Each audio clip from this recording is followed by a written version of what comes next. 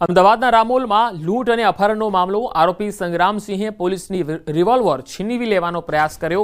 Crime બ્રાન્ચના અધિકારીની revolver છીનવવાનો પ્રયાસ થતા ફાયરિંગ કર્યું અને ક્રાઇમ બ્રાન્ચના અધિકારીઓએ પણ સામે ફાયરિંગ કર્યું. સંગ્રામસિંહના પગ પર ગોળી વાગી. ક્રાઇમ બ્રાન્ચ આરોપીની કસ્ટડી લઈને જઈ રહ્યા હતા એ દરમિયાન આ બનાવ બન્યો.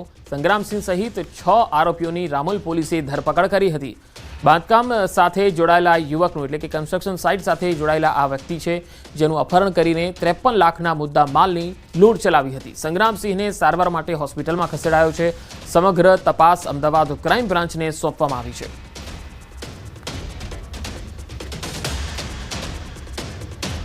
અમેરિકાના ડલાસમાં એક મોટેલમાં એક ભયાનક હત્યાનો બનાવ સામે આવ્યો, જેમાં એક ભારતીય વ્યક્તિનું માથું કુહાડી વડે ધડથી અલગ કરી દેવાયું. આ ઘટના બુધવારે એક મોટેલમાં બની. મૃતક 50 વર્ષીય ચંદ્રનાગા મકલૈયા હતા, જેઓ મૂળ દક્ષિણ ભારતના હતા અને બારડોલીના ખોજ ગામના એક એનઆરઆઈ પાસેથી આ મોટેલ લીઝ પર લઈને ચલાવતા હતા. મોટેલમાં રહેતા 37 વર્ષીય ઇમિગ્રન્ટ યોર્દાનીસ કોબોસ માર્ટિનેઝ અને ચંદ્રનાગા મકલૈયા વચ્ચે કોઈ કારણોસર ઉગ્ર બોલાચાલી થઈ હતી અને આ ઝઘડા દરમિયાન આરોપી કોબોસ માર્ટિનેઝ ગુસ્સે ભરાઈ ગયો અને તેણે કુહાડી કાઢીને નાગા મકલૈયા પર હુમલો કરી દીધો. આ હુમલો એટલો ભયાનક હતો કે તેને સતત મારતો રહ્યો જ્યાં સુધી તેનું માથું ધડથી અલગ ન થઈ ગયું. ઘટના બાદ તરત જ ડલાસ પોલીસ ઘટના સ્થળે પહોંચી. પોલીસે આરોપી કોબોસ માર્ટિનેઝને લોહીથી લથપથ હાલતમાં અને કુહાડી સાથે ઝડપી લીધો. આરોપીની ધરપકડ કરી લેવાઈ છે. તેના પર કેપિટલ મર્ડરનો આરોપ પણ મૂકવામાં આવ્યો. તો અમેરિકામાં ભારતીયનું ક્રૂર હત્યા થઈ છે. 50 વર્ષીય ચંદ્રનાગાની જાહેરમાં હત્યા કરી દેવામાં આવી. અમેરિકાના ડલાસ વિસ્તારનો આ બનાવ છે. હત્યારા કોબોસ માર્ટિનેઝે આ હત્યા કરી, જેને પોલીસે પકડી લીધો છે. હવે તેની સામે જે છે એ કેપિટલ મર્ડરનો કેસ પણ દાખલ કરવામાં આવ્યો છે. મૃતક મૂળ દક્ષિણ ભારતના રહેવાસી હતા અને તેમણે લીઝ પર આ મોટેલ લીધી હતી. તો અમેરિકાના ડલાસનો આ બનાવ તમે તસવીરોમાં જોઈ શકો છો કે જેમાં જોઈ શકાય છે કે આખો બનાવ જે છે જેને અંજામ આપ્યો છે એ આરોપી પણ તેમાં જોઈ શકાય છે અને જે મૃતક છે તેનો ફોટો પણ સામે આવ્યો છે અને જે આરોપી છે તેનો ફોટો પણ સામે આવ્યો છે. આરોપી તમે જોઈ શકો છો જેણે હત્યા કરી છે અને મૃતક છે એ તમે જોઈ શકો છો જે મૂળ ભારતીય છે, દક્ષિણ ભારતના રહેવાસી છે. અમેરિકામાં ભારતીયોની હત્યાના બનાવો પહેલાં પણ ઘણી વખત સામે આવી ચૂક્યા છે અને એમાં પણ ગુજરાતના ઘણા બધા લોકો છે એ પહેલાં આ રીતે હુમલાઓના ભોગ પણ બનેલા છે. કચ્છના રાપર નજીક ભૂકંપનો આંચકો અનુભવાયો. રિક્ટર સ્કેલ પર 2.9ની તીવ્રતા નોંધાઈ છે. આજે સવારે 6 વાગ્યે ભૂકંપનો આંચકો અનુભવાયો હતો. રાપરથી 13 કિલોમીટર દૂર આવેલું છે કેન્દ્રબિંદુ. ભૂકંપના આંચકાથી સ્થાનિક લોકોમાં ગભરાટનો માહોલ જોવા મળ્યો હતો. જોકે તેની તીવ્રતા 2.9 હતી અને રાપર અને તેની આસપાસના લોકોએ જ આ ભૂકંપનો આંચકો અનુભવ્યો હતો. અમદાવાદમાં ફરી રફતારનો કહેર સામે આવ્યો છે. BMW કાર ચાલકે અકસ્માત સર્જ્યો. જુંડાલ સર્કલ નજીક બાઇક ચાલકને અડફેટે લીધો. કાર ચાલક અકસ્માત સર્જીને ફરાર થઈ ગયો. ઈજાગ્રસ્તને ગંભીર હાલતમાં સારવાર માટે હોસ્પિટલ ખસેડાયો છે. કાર માલિક ગાંધીનગરના અશોક ડોબરિયા હોવાનું સામે આવ્યું, જ્યારે ઈજાગ્રસ્ત યાજ્ઞિક સુથાર અમદાવાદનો રહેવાસી હોવાનું સામે આવ્યું. અકસ્માતના CCTV પણ સામે આવ્યા.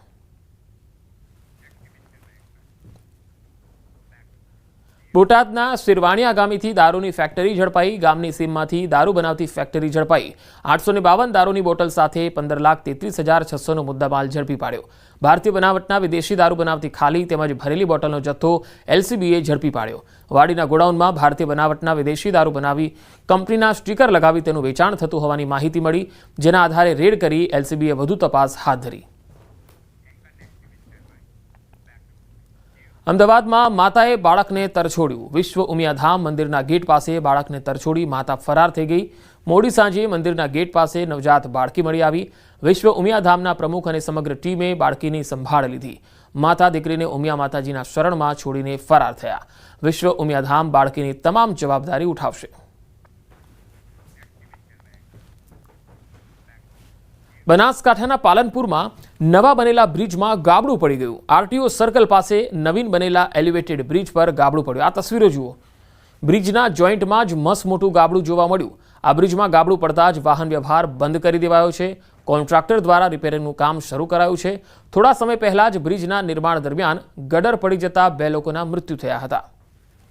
તો આ સ્થિતિ છે બનાસકાંઠાના પાલનપુરમાં RTO સર્કલ પાસે આવેલું આ બ્રિજ, જેનું આ તમે જોઈ શકો છો કે કેવી રીતે એમાં ગાબડું પડ્યું. કોન્ટ્રાક્ટર દ્વારા હવે રિપેરિંગનું કામકાજ શરૂ કરાયું છે, પરંતુ જ્યારે બનાવવામાં આવ્યું ત્યારે તેની ક્વોલિટી કેમ ચેક નહીં કરી અને હવે બનાવ્યા પછી તરત જ ગાબડું પડી જાય એટલે આ આખા નિર્માણ ઉપર જ એક ગંભીર સવાલ ચિંધે છે. બનાસકાંઠા જિલ્લામાં ભારે વરસાદથી ઠેર ઠેર નુકસાન થયું છે. જમીન ધોવાણ થવાથી ઘરો ધરાશાયી થયા છે. ઘરો ખેતરો બરબાદ થયા તો કેટલાક પશુઓના પણ મૃત્યુ થયા, જેને લઈને બનાસકાંઠાના સાંસદ જ્ઞાનીબેન ઠાકોરે પત્ર લખીને સહાયની રજૂઆત કરી છે. પાક નુકસાન, જમીન ધોવાણ, ઘર ધરાશાયી અને પશુ નુકસાનનું તાત્કાલિક સર્વેક્ષણ કરી પીડિતોને નાણાકીય વળતર આપવા અને ખેડૂતોને તાત્કાલિક ધોરણે અઠવાડિયાની કેશડોલની સહાય આપવા રજૂઆત કરી. નાગરિકોને 1000 કરોડનું વિશેષ પેકેજ આપવા માટેની પણ રજૂઆત કરી. હરિયાણાના યમુનાનગર જિલ્લાના હથિનીકુંડ બેરેજ ખાતે 19 વર્ષની યુવતીએ વહેતી નહેરમાં કૂદીને આત્મહત્યા કરી. આ તસવીરો જુઓ. આત્મહત્યા કરતા પહેલા તે 2-3 કલાક સુધી ફરતી રહી અને અંતે તે નહેરના કિનારે ઊભી રહીને આત્મહત્યા કરી લે છે. લોકોએ શિવાનીના આત્મહત્યાનો એક લાઈવ વિડીયો પોતાના મોબાઈલમાં બનાવ્યો. આત્મહત્યા દરમિયાન પોલીસ કર્મચારીઓ પણ ઘટના સ્થળે હાજર હતા, પરંતુ તેઓ તેને આત્મહત્યા કરતા રોકી શક્યા નહીં. મૃતક યુવતીની ઓળખ ઉત્તર પ્રદેશના સહારનપુર જિલ્લાના રતનપુરા ગામની હોવાનું જાણવા મળ્યું. હાલમાં આત્મહત્યાનું કારણ અકબંધ છે. યુવતીનો મૃતદેહ હજુ સુધી મળ્યો નથી.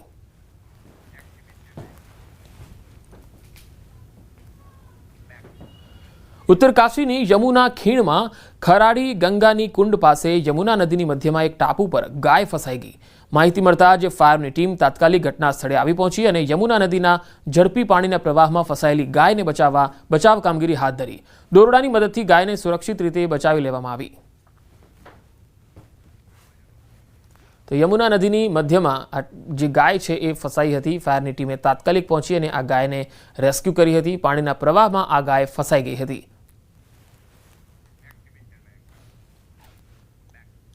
નેપાળમાં હિંસા અને બ્લેકઆઉટ વચ્ચે સુરતના 20 પ્રવાસીઓ ફસાયા.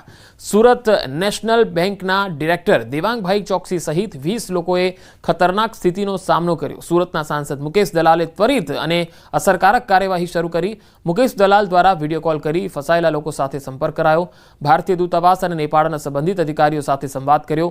સ્થાનિક અને રાષ્ટ્રીય સ્તરે ફસાયેલા સુરતીઓને સલામત પાછા લાવવાનો પ્રયાસ હજુ પણ ચાલી રહ્યો છે. એક્સટર્નલ એફેર મિનિસ્ટ્રીમાં સંપર્ક કર્યો હતો અને નેપાળ એમ્બેસીનો પણ સંપર્ક કર્યો હતો અને તમામ સ્થિતિથી વાકેફ કરીને આ લોકોને સફારી રિસોર્ટમાંથી ટાંકીને રિલીઝ કરવા માટે મેં રજૂઆત કરી હતી. મિનિસ્ટ્રીએ ત્યાંથી એમ્બેસીમાંથી એવું જણાવ્યું હતું કે હાલ પરિસ્થિતિ ગંભીર છે, થોડી પરિસ્થિતિ ઠાળે પડશે અને આગળનો રસ્તો બિલકુલ શાંત અને ક્લિયર થઈ જશે એટલે અમે તરત જ એ લોકોને બહાર કાઢીશું. એટલે એ લોકો ગઈકાલે હોટલમાંથી બહાર સલામત રીતે નીકળી ગયા છે. નેપાળના કાઠમંડુ એરપોર્ટ પર ફસાયેલ અમદાવાદના પ્રવાસીઓ પરત ફર્યા. રાણીપ અને મણિનગરનો પરિવાર મોતને હાથ ઉતાડી આપીને પરત ફર્યો. પરત ફરેલા પરિવારે ન્યૂઝ 18 સમક્ષ નેપાળની સ્થિતિ વર્ણવી. અમદાવાદનું 20 સિનિયર સિટીઝનનું ગ્રુપ કાઠમંડુ એરપોર્ટ પર ફસાયેલું હતું. 36 કલાક કાઠમંડુ એરપોર્ટ પર ફસાયા બાદ ભારતીય દૂતાવાસ દ્વારા તેમને સુરક્ષિત ભારત પરત મોકલાયા. નેપાળમાં ફાટી નીકળેલી હિંસામાં અનેક ભારતના પ્રવાસીઓ જે છે તે ફસાયા છે અને ગુજરાતમાંથી ગયેલા પ્રવાસીઓ પણ ફસાયા છે. જોકે હવે ધીરે ધીરે જે પ્રવાસીઓ પરત આવી રહ્યા છે અને તેમાંના જ એક પ્રવાસી જે છે અશોકભાઈ કે જેઓ આજે જ નેપાળથી પરત ફર્યા છે. અશોકભાઈ પાસેથી જાણીશું કે આખી આ ઘટના શું છે અને કેવી રીતે તેઓ ત્યાં ફરવા માટે ક્યાં ફરવા માટે ગયા હતા, કેટલા લોકો ગયા હતા. અશોકભાઈ, કાઠમંડુ નેપાળ તમે ફરવા માટે ગયા હતા, કેટલા લોકો અહીંયાથી ગુજરાતમાંથી ગયા હતા અને ક્યાં ફરવા માટે પહેલાં ગયા? અમે અહીંયાથી 20 જણા હતા અમદાવાદના, 5 જણા સૌરાષ્ટ્રના ભાવનગરના હતા. 7 દિવસના પ્રવાસે ગયા હતા. 3 તારીખે અમારો પ્રવાસ ચાલુ થયેલો. પ્રવાસ બધો સુખ શાંતિ, પશુપતિનાથ, જે ચિતવન, પોખરા બધું શાંતિથી ફર્યા. છેલ્લા દિવસે આવવાનું ચેકઆઉટ ટાઈમ હતો અમારો. સવારે 9 વાગે અમે લોર્ડ્સ હોટલ છોડી કાઠમંડુમાં. હોટલ છોડીને અમે 20 મિત્રો જ હતા. પેલા આગળ નીકળી ગયા હતા સવારે 4 વાગે, કાઠિયાવાડના હતા. અને લગભગ 2 કિલોમીટર પછી કાઠમંડુમાં 25,000 માણસનું ટોળું બસને ઘેરી લેવાની તૈયારીમાં હતું અને આગજનીને બધું સળગાવવાનું ચાલુ હતું. પોલીસ નિષ્ક્રિય હતી ટોટલ. ટોળાએ આવીને અમને ચોખ્ખું જ કહ્યું કે ઉતરી જાઓ, નહીં તો બસમાં જીવતા સળગાવી દઈશું તમને. અમે બધા ગભરાઈ ગયા. સિનિયર સિટીઝન હતા, 70-75 વર્ષના દાદા દાદી હતા.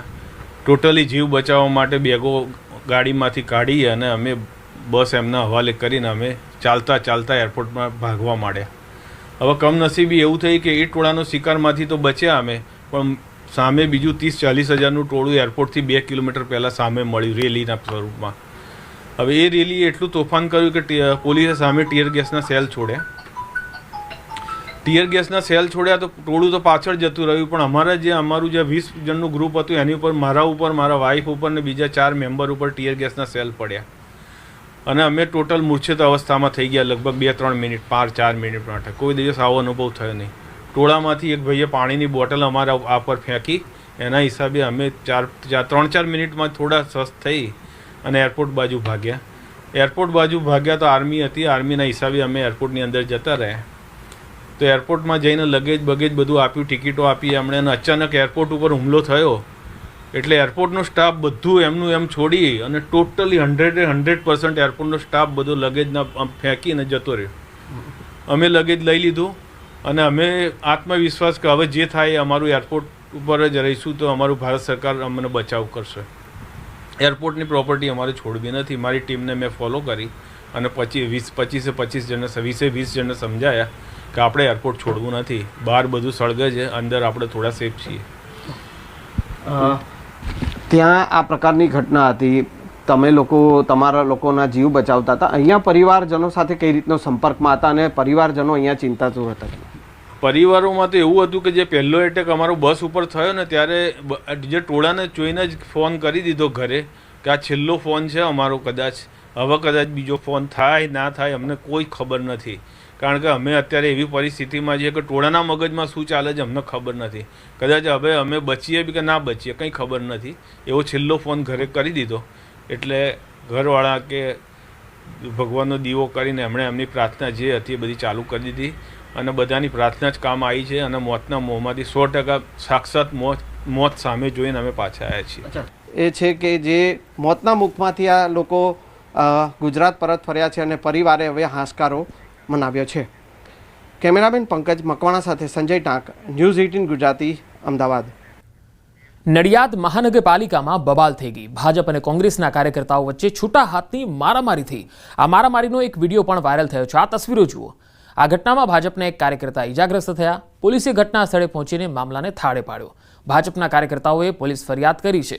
શહેર કોંગ્રેસ પ્રમુખ હાર્દિક ભટ્ટે મહાનગરપાલિકામાં ભ્રષ્ટાચારના આક્ષેપો કર્યા અને આ જ આરોપને લઈને ધારાસભ્ય પંકજ દેસાઈએ પ્રતિક્રિયા આપી. કહ્યું, કોંગ્રેસના કાર્યકર્તાઓને ફોટા પડાવવાની આદત છે.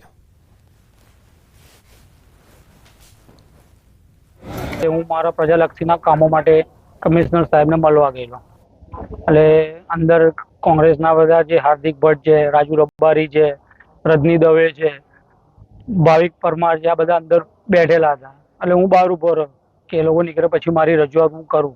એટલે અમે બહાર એ લોકો જેવા બહાર નીકળ્યા એટલે લોકો અમને પહેલા બોલ્યા કે લુખાઓ આવી ગયા છે. લુખાઓ આવી ગયા એટલે અમે લોકોને એવું કીધું કે અમે તો કઈ વાત સાહેબને અમે કીધું સાહેબ અમે તમારી રજૂઆત કરવા આવ્યા છે, આ અમને ગમે તેમ બોલે છે. એટલે લોકોએ અમારા પર ડાયરેક્ટ હુમલો કરી દીધો. જે કાચના ગ્લાસ અને જે સ્ટી હતી એ મારી મને કાચનો ગ્લાસ અહીં માર્યો છે. એટલે એ તો કોન્સ્ટેબલે પકડી લીધો ગ્લાસ અને એ ગ્લાસ મારા અંદર પેટ ચીરી નાખત મારું. મહાનગરપાલિકા અને કુંવરની નગરપાલિકાના કર્મચારીઓ બાબતની એક રજૂઆત અમે કોંગ્રેસના આગેવાન મિત્રો ગયા હતા. પોલીસની હાજરીમાં જ એક 50 થી 70 જણનું ટોળું હર્ષિલ પટેલ અને તેના બધા મળતિયાઓ આવી જતા અમારા કાર્યકરો પર હુમલો કર્યો હતો અને ત્યાં પોલીસ હાજર જ હતી. પોલીસની હાજરીમાં જ થયું છે, પરંતુ અમે એસપી સરને, ડેપ્યુટી ડીવાયએસપી સરને ફોન કરતા તાત્કાલિક તેઓએ આખો મામલો સંભાળી લીધો હતો. જે ડેવલપમેન્ટના કામો છે સરકારમાંથી અમે મહેનત કરીને અમે પ્રયત્નો કરીને લઈ આવતા હોઈએ અને એમને ખાલી જઈને ફોટા પડાવી અને વિડીયો ઉતારી અને મૂકી દેવાની રીલો અને રીલ બનાવી અને પોતે જાણે કરાયું હોય એ રીતના લોકોને બતાવવાનું, આ કેટલા અંશે વ્યાજબી છે? જૂનાગઢની આલ્ફા ઇન્ટરનેશનલ હોસ્ટેલમાં વિદ્યાર્થીને મારવા મામલે ગાંધીનગર બાળ આયોગની ટીમે પૂછપરછ કરી. બાળ આયોગના સભ્ય અમૃતાબેન અખિયાએ હોસ્ટેલના સંચાલકોની પૂછપરછ કરી. હોસ્ટેલ નિયમ વિરુદ્ધ ચાલતી હોવાનું સામે આવ્યું. સિનિયર અને જુનિયર વિદ્યાર્થીઓને એક સાથે રાખતા હોવાનું પણ ખુલ્યું. સાંજનો નાસ્તો પણ બાળકોને નહોતો આપવામાં આવતો. હોસ્ટેલના રૂમની અવરજવર સીસીટીવીમાં સ્પષ્ટ નહોતી. બાળકોની સંસ્થા ચલાવવાનો હોસ્ટેલ સંચાલકને અનુભવ ન હોવાનો પણ ખુલાસો થયો. બાળ આયોગ સરકારને રિપોર્ટ કરશે સબમિટ. બાળકોને પૂછતાછ કરવામાં આવતા તેમને સાંજનો નાસ્તો આપવામાં નથી આવતો. તેમજ નાના મોટા બાળકોને એક સાથે રૂમમાં 4 બાળકોને રાખવામાં આવે છે અને તેમાં મોટી ઉંમરના અને નાની ઉંમરના બાળકોને એક સાથે રાખ્યા છે. તેમજ સીસીટીવી કેમેરા જોવામાં આવે તો ફક્ત હોસ્ટેલની બહારના ભાગે અને લોબીમાં કેમેરા રાખેલા છે, પણ એક પ્રાઇવેટ ભાડા કરાર કરી અને જે વ્યક્તિને બાળકોની સંસ્થા ચલાવવા માટેનો અનુભવ નથી તેવી વ્યક્તિના ભરોસે આટલા બધા બાળકોનું ભવિષ્ય સોંપી દેવામાં આવે છે, તે અયોગ્ય છે. અમદાવાદ ગ્રામ્ય પોલીસે ગુનાખોરીને રોકવા માટે એક નવી પહેલ શરૂ કરી. પોલીસે ગ્રામ્ય વિસ્તારમાં રહેતા તમામ શ્રમિકોની નોંધણી માટે એક પોર્ટલ શરૂ કર્યું, જેમાં તમામ શ્રમિકોની નોંધણી કરવામાં આવશે. અમદાવાદ ગ્રામ્ય પોલીસના વિસ્તારમાં આવેલી 10,000 કંપનીના 5 લાખ શ્રમિકોની નોંધણી કરવાની પ્રક્રિયા શરૂ કરાઈ છે, જેથી ગંભીર ગુનાને અટકાવી શકાશે. ગ્રામ્ય પોલીસે એક નવું પોર્ટલ શરૂ કર્યું, જેને લોગિન આઈડી કંપની અને લેબર કોન્ટ્રાક્ટરોને આપવામાં આવશે. તેઓ પોતાના સમય, શ્રમિકોના નામ, તમામ મૂળ વતન અને તેમના સરનામા, હાલનું સરનામું, પુરાવા સાથે એક આઈડી તૈયાર કરવામાં આવશે. અત્યારે અમદાવાદ ગ્રામ્ય પોલીસથી બાયસેગની મદદથી અમે એક પોર્ટલ ડેવલપ કર્યો છે, લેબર રજિસ્ટ્રેશન પોર્ટલ. આ જે લેબર રજિસ્ટ્રેશન પોર્ટલ છે એનું યુટિલાઇઝેશન એવું છે કે તમામ જે કંપનીઓ છે જે તમામ લેબર કોન્ટ્રાક્ટર છે એ તમામને એક લોગિન આઈડી આપવામાં આવશે. એ તમામ કોન્ટ્રાક્ટર્સ અને તમામ કંપનીઝ એના જે કંપનીમાં જે લેબર કામ કરતા હોય એ લેબરના ડેટા એમાં ફિલ કરશે અને લેબરને રિલેટેડ એનો પરમાનન્ટ એડ્રેસ ક્યાં છે, અત્યારે અહીંયા ક્યાં રહે છે અને કઈ કંપનીમાં શું કામ કરે છે, એની એક માહિતી અમે ભેગા કરી રહ્યા છે.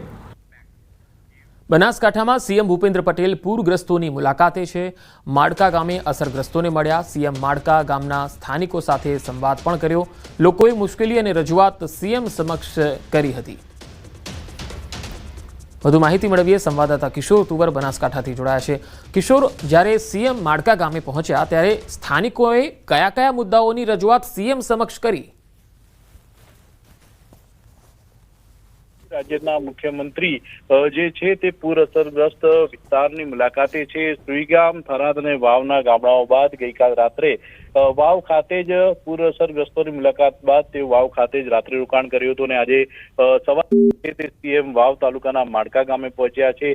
માડકા ગામના સ્થાનિક લોકો સાથે સંવાદ કર્યો હતો અને માડકા ગામના જે પણ સમસ્યાઓ છે તે સમસ્યાઓ સાંભળી હતી. ખાસ કરીને માડકા ગામમાં જ્યારે પૂર આવે છે, 2015 હોય, 17 હોય કે 2023 હોય કે 2025 હોય, જ્યારે પૂરનું પાણી આવે છે ત્યારે માડકા ગામમાં નદીનો પ્રવાહ ચાલતો હોય તેવા દ્રશ્યો સર્જાતા હોય છે અને આ જે પાણી આવે છે તે પાણીનો કાયમી નિકાલ કરવા માટેની રજૂઆત જે છે તે સીએમને કરવામાં આવી હતી ગામ લોકો દ્વારા. તે ઉપરાંત ગેનીબેન ઠાકોર પણ તે સમયે ત્યાં પહોંચ્યા હતા અને ગેનીબેન ઠાકોરે પણ સમગ્ર સ્થિતિની જે રજૂઆત છે તે સીએમને કરી હતી અને મુખ્યમંત્રીએ પણ સ્થાનિકો સાથે ખુલ્લા મનથી વાત કરી હતી અને કાયમી આ પાણીનું નિરાકરણ થાય તે માટે પ્રયાસો કરવા મુખ્યમંત્રીએ માડકા ગામના લોકોને ખાતરી પણ આપી છે. જી કિશોર, આભાર માહિતી આપવા માટે. સરદાર સરોવર નર્મદા ડેમની સપાટીમાં વધારો થયો છે. નર્મદા ડેમની ફરી સિઝનમાં બીજી વખત 136 મીટર પાર થઈ છે સપાટી. ઉપરવાસમાંથી 1,13,045 ક્યુસેક પાણીની આવક છે, જેની સામે નર્મદાના 5 ગેટમાંથી 1,12,572 ક્યુસેક પાણી નર્મદા નદીમાં છોડવામાં આવી રહ્યું છે, એટલે કે જે આવક છે. હાલ નર્મદા ડેમની સપાટી 136.09 મીટરે પહોંચી છે. આજે પણ નર્મદા ડેમના 5 ગેટ 1.42 મીટર ખુલ્લા છે. વધુ માહિતી મેળવીએ. સંવાદદાતા દીપક પટેલ નર્મદાથી જોડાયા છે. દીપક, આ સિઝનમાં નર્મદા ડેમની સપાટી તેની ફાઇનલ સપાટી સુધી પહોંચે એવું લાગે છે? બિલકુલ પંકજ, ખાસ વાત કરીએ તો જે નર્મદા ડેમના ઉપરવાસમાં મધ્યપ્રદેશમાં હાલ પણ જે સારો વરસાદને લઈ ઉપરવાસમાંથી 1,13,045 ક્યુસેક પાણી જેટલું આવક થઈ રહી છે, જેને લઈ નર્મદા ડેમના જે 5 ગેટ છે એ 5 ગેટ આજે છેલ્લા 3 દિવસથી ખુલ્લા છે અને જેને લઈ આજે 5 ગેટમાંથી 1,12,572 ક્યુસેક પાણી નર્મદા નદીમાં ઢળવા જઈ રહ્યું છે. કહી શકાય કે જે નર્મદા ડેમ જે છે એ સપ્ટેમ્બર માસમાં જ મહત્તમ સપાટી એની વટાવે છે અને દર વર્ષે સપ્ટેમ્બર માસમાં જે મહત્તમ સપાટી બતાવતા એના વધામણા પણ કરવામાં આવે છે. એટલે તંત્ર દ્વારા પણ આ જે સ્ટોરેજ છે જે 10 ગયા હતા અને 5 કરી દેવામાં આવ્યા છે. અને કહી શકાય કે જે આવનારા દિવસોમાં કદાચ 17 સપ્ટેમ્બર નરેન્દ્ર મોદીજીનો જન્મદિવસ પણ આવે છે, જેને લઈ જે નર્મદા ડેમની સપાટી મહત્તમ સપાટી પર પહોંચે એવા પ્રયાસો પણ થઈ રહ્યા છે.